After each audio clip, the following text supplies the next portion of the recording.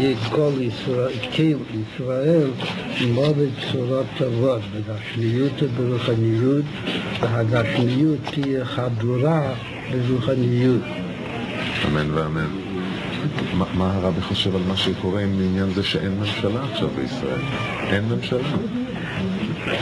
הצד הטוב בזה, שבמשך הזמן שאין ממשלה רשמית, העניינים תלויים במר שמיר, ואני מקווה שהוא יעמד בטקס שתהיה שלמוס העם ושלמוס השטחים, שלמוס כל הורס, ויחד עם שלמוס התורה, שזה טוב מזה בזה.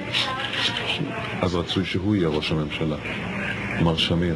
אני אינני מסרב בפוליטיקה, והוא יקש, אני מקווה שתקף מיד יהיה ראש הממשלה של משיח צדקנו.